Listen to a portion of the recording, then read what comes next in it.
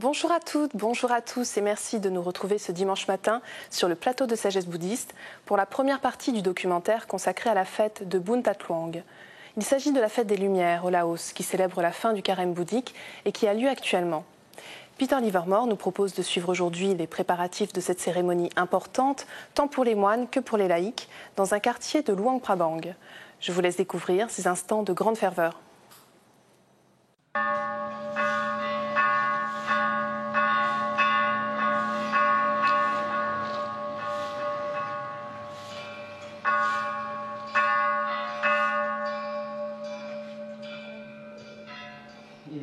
Depuis près de 3 mois, la vie au Laos est entrée dans une période particulière, durant laquelle les bouddhistes appliquent des règles spécifiques. La vie quotidienne est en partie suspendue au profit de la spiritualité. Les bonzes se retirent dans les temples, ils se concentrent sur l'étude des textes bouddhiques et la méditation. C'est le pansa, le carême bouddhique. Aujourd'hui, à l'aube de la pleine lune du 11e mois, la fin du carême est proche. Et pour célébrer cet événement, les préparatifs de cette importante fête bouddhique s'accélèrent. Pansa vient du sanskrit et signifie la pluie ou la saison des pluies. L'entrée en carême des bonzes durant ces 3 mois correspond à une retraite pendant la saison des pluies. Les bonzes doivent rester sur place et ne doivent pas voyager ni dormir ailleurs.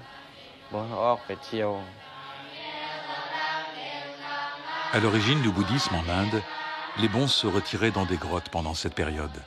Avec la pluie, il leur était difficile de voyager pour répandre leur enseignement.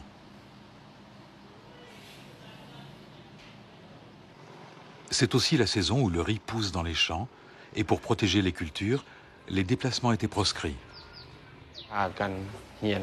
Ils doivent profiter de cette période pour apprendre les prières et les versets, pour mener des recherches destinées à approfondir leur connaissance du bouddhisme et pour accomplir toute chose utile à la religion.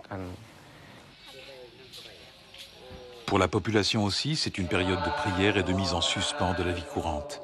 Souvent, on reporte la construction des maisons, les mariages, les fêtes. On ne boit pas d'alcool et comme il y a peu de travail dans les rizières, on a le temps d'aller au temple.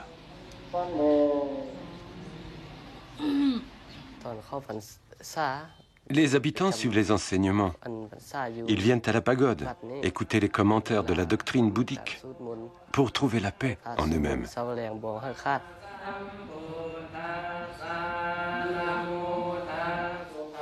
Durant cette période, il arrive souvent que les familles fassent entrer leurs fils dans le monastère.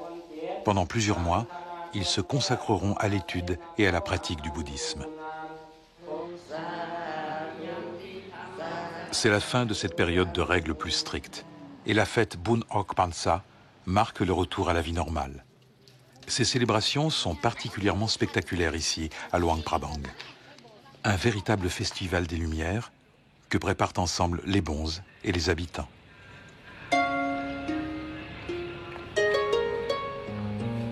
Les bonzes commencent la décoration des temples. Laissant libre cours à leur imagination, ils créent de véritables sculptures qui seront illuminées pour faire des lanternes.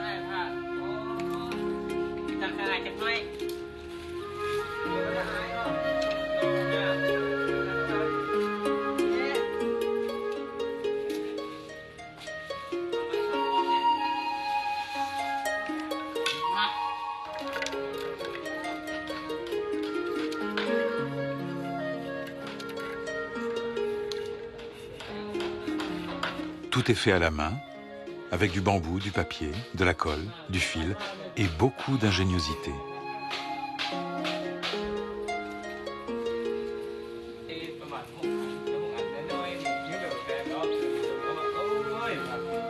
La pièce maîtresse sera ce bateau, en cours de construction.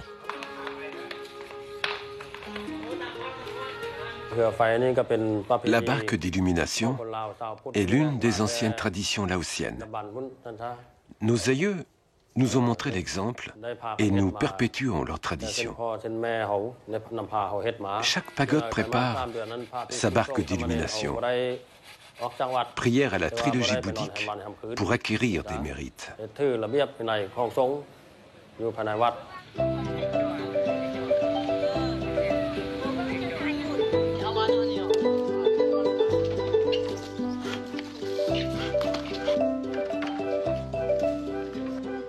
Les habitants, eux aussi, commencent la construction des barques de feu. Mais cette fois, pour une grande procession qui ira jusqu'au Mekong. Ici, au village de Ban Na Luang, la barque sera cette année en forme d'un dragon d'eau, le Naga, surmonté d'une construction inspirée d'un stupa du temple de Wat Visun. Les Nagas sont des créatures mythiques qui vivent dans les fleuves et qui ont fait allégeance au Bouddha.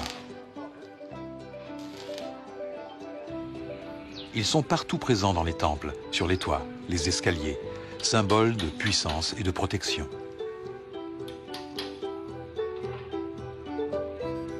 Structure complexe, la fabrication d'une barque requiert une semaine de travail, voire plus. Les artistes de chaque village rivalisent d'inventivité. L'honneur de leur village est en jeu. À Ban Vieng Sai, un autre village, des préparatifs similaires sont en cours.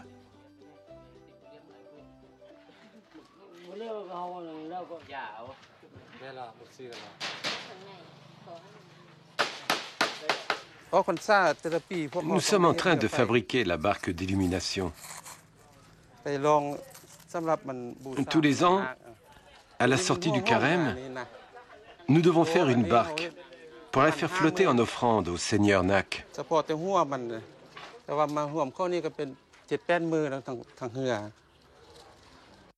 Ça, c'est une tête de phénix. La tête à elle seule nous a pris 5 jours, sur un total de 8 jours de travail.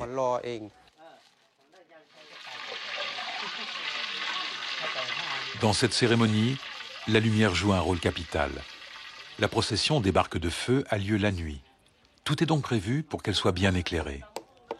Des bougies sont fabriquées en versant de la cire dans des tubes de bambou.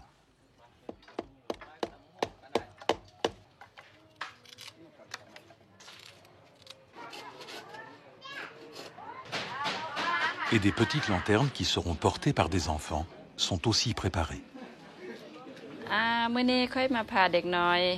Aujourd'hui, je fais des lampions avec les enfants pour la procession du jour de la sortie de carême. J'aime les préparatifs de la fête de sortie de carême, parce qu'il y a une solidarité entre les personnes âgées, les jeunes et les enfants. Tout le monde met la main à la pâte et prépare la fête ensemble.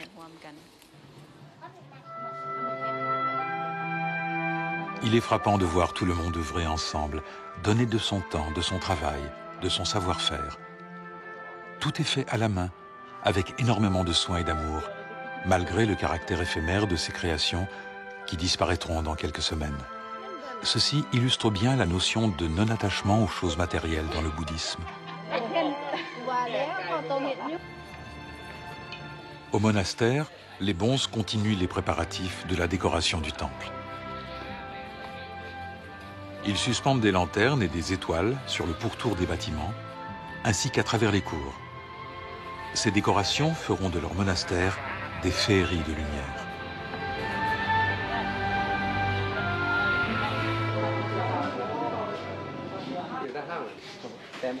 De retour dans le premier village, Ban Na Luang, le travail sur la barque de feu a bien avancé.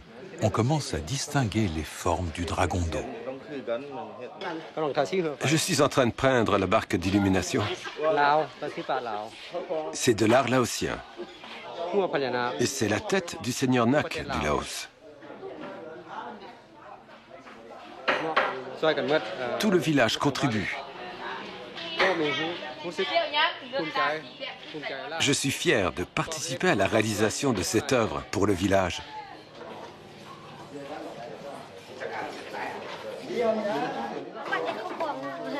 Entre deux classes ou après l'école, les enfants de chaque village participent eux aussi à la préparation des lanternes pour la grande procession nocturne. Je suis en train de faire un lampion pour participer à la procession de la fête de sortie de carême. Je le fais avec plusieurs amis et les professeurs de l'école. Je suis contente parce que je vois beaucoup de monde et beaucoup de lumière.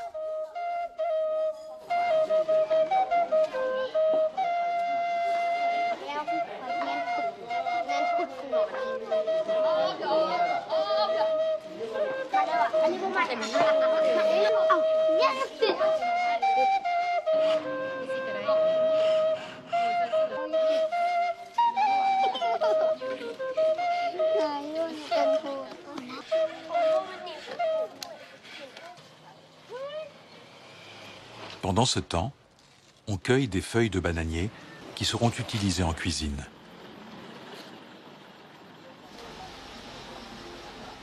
Les femmes s'affairent à la confection de gâteaux de riz traditionnels, les kaotom, qui seront offerts aux bonzes demain, pour la fin du carême.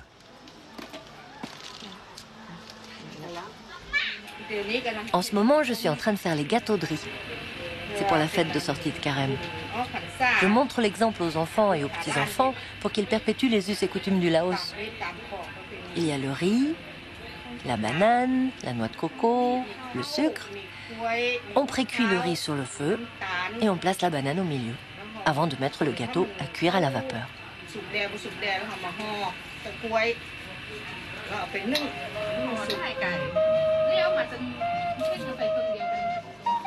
Dans les villages, les barques de feu sont presque terminées.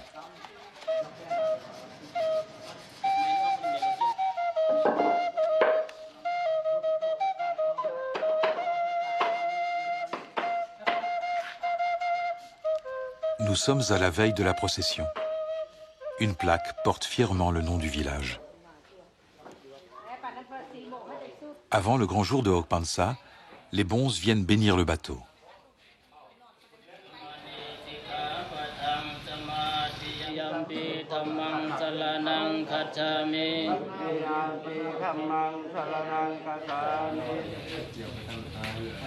Selon la coutume au Laos, leurs mains sont reliées par un fil de coton blanc à la barque pour créer un contact.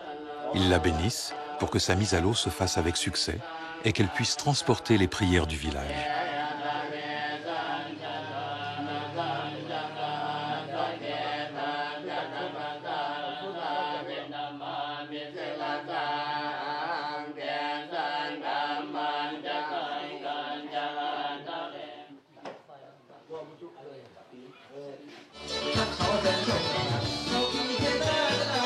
Après la bénédiction, une fête populaire est organisée pour tous les habitants du village.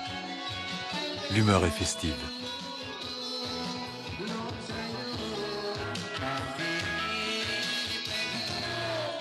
Le bateau est terminé et enfin prêt pour la grande procession qui aura lieu demain.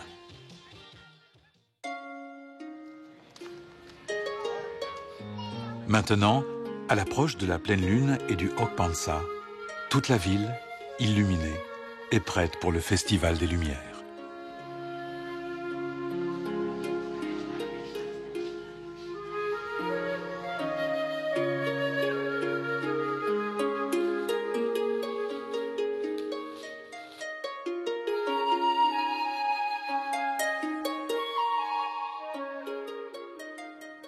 C'est la fin de notre émission. Vous pouvez la revoir pendant toute une semaine sur le site internet de France 2 en consultant plus.fr, rubrique France 2. Merci à tous de votre fidélité. Je vous souhaite une très bonne journée.